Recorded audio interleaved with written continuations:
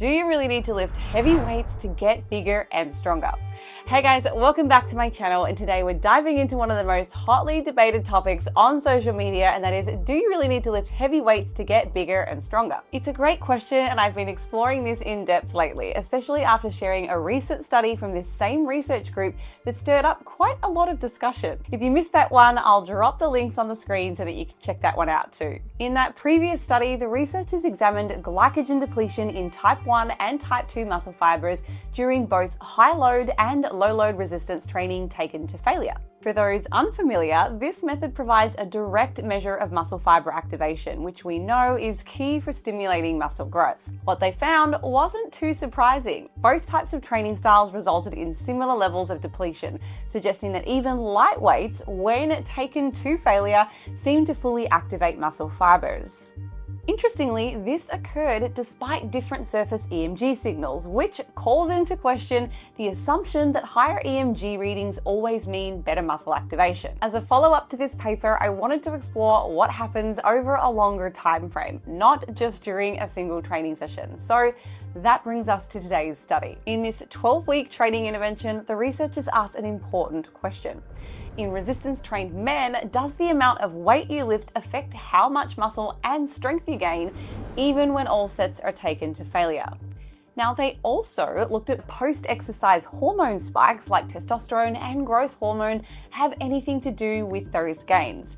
So let's break it down and see what they found. Let's start with some background. For decades now, the prevailing belief in resistance training has been that lifting heavy is essential for muscle hypertrophy. Guidelines from groups like the American College of Sports Medicine have long recommended training with loads between 70 and 85% of your 1 rep max, typically somewhere between 6 and 12 reps per set, to optimize muscle growth. The reasoning has been that heavier loads supposedly recruit more motor units, activate more muscle fibers, and stimulate more anabolic signaling.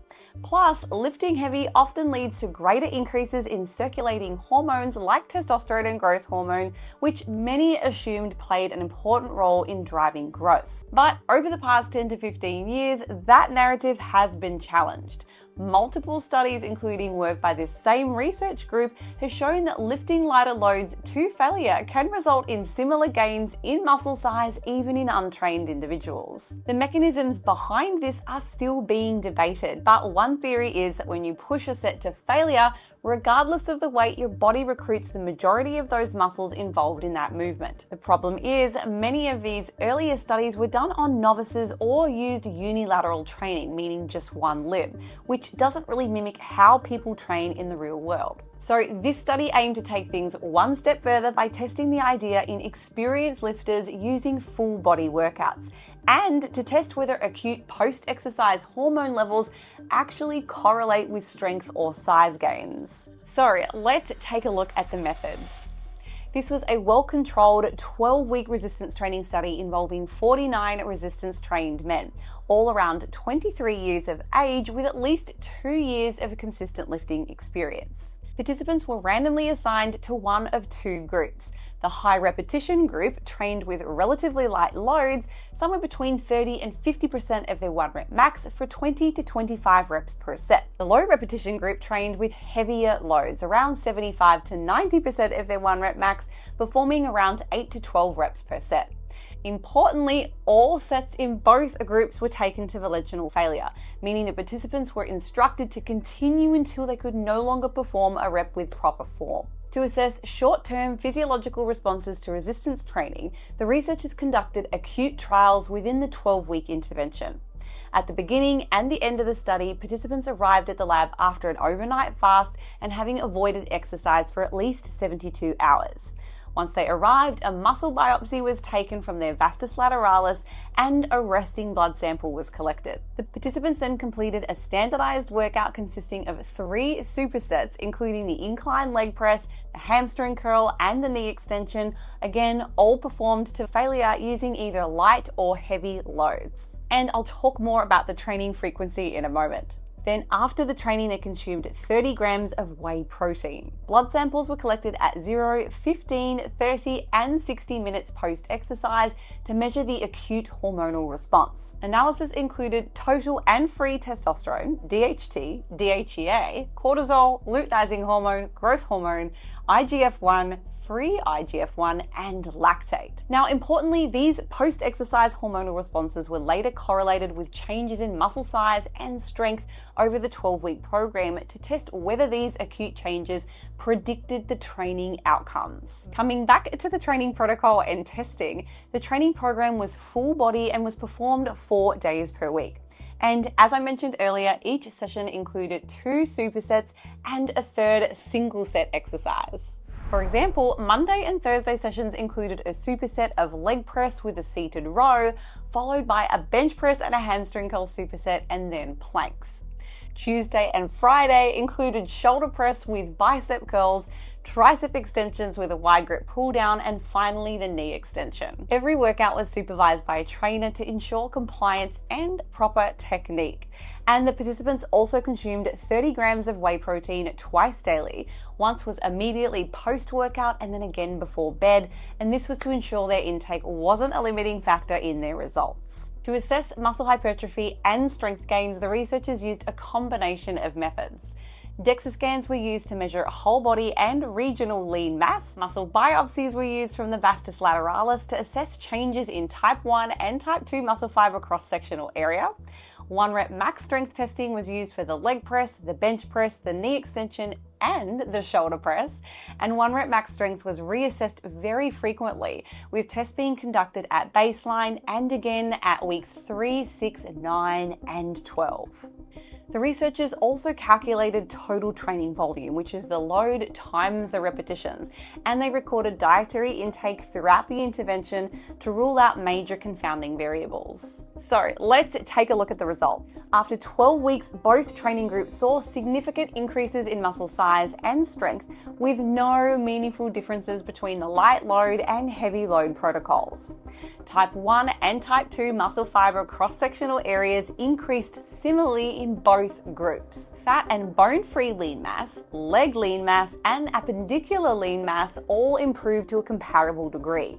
And there was no statistical differences in muscle hypertrophy outcomes between both of the groups. Now, strength improvements followed a similar pattern. Both groups increased their 1 rep max in the leg press, knee extension, and shoulder press. The only exception was the bench press, where the heavier load group made slightly greater strength gains, about 14 kilograms compared to 9 kilograms in the lighter load group. Now, that might reflect specificity since the low rep group was routinely handling heavier weights. Interestingly, the high rep group actually performed significantly more overall volume, averaging close to 24,000 kilograms per session compared to 15,000 kilograms for the low rep group. That additional volume likely compensated for the lighter loads. Now, as for the hormone data, despite observing acute increases in testosterone, growth hormone, and other anabolic hormones following training, none of these hormonal spikes were correlated with changes in muscle size or strength. In other words, just because your testosterone goes up after a workout doesn't mean you'll build more muscle. The researchers conclude that these short-term hormonal surges are not reliable predictors of hypertrophy. So what does this all mean for our training? Takeaway is simple but very powerful, and that is you don't need to lift heavy weights to build muscle as long as you're training to failure. Whether you're doing a set of 8 with 80% of your 1 rep max, or you're grinding out 20 reps with 40% of your max, if you're pushing close to muscular failure, the end result can be very similar in terms of hypertrophy. This gives you more flexibility in how you train and opens up effective options for people dealing with joint issues, recovery constraints, or for those who just prefer higher rep work. Also, you don't have to choose just one approach. I personally incorporate a variety of training loads into my programs, with certain exercises being better suited to higher loads than others, and also for the simple reason of program enjoyment. Now, that said, if your main goal is developing maximal strength, especially improving your 1 rep max on key lifts, then including heavier load training is still important. In this study, the group lifting heavier weights did see slightly greater gains in the bench press, likely because they were routinely practicing with heavier weights, which transfers slightly better to maximal strength and performance. Interestingly though, the authors noted that the frequent strength testing throughout the study may have provided just enough high load exposure for the light load group to still improve their max strength. They described this as participants being essentially allowed to practice their 1 rep max. This suggests that simply combining low load training to failure with the occasional heavy single testing could be a smart way to build both muscle and strength, even if you prefer to train most of the time with lighter loads. Another big takeaway here is that chasing post-workout hormone spikes like testosterone or growth hormone really doesn't matter.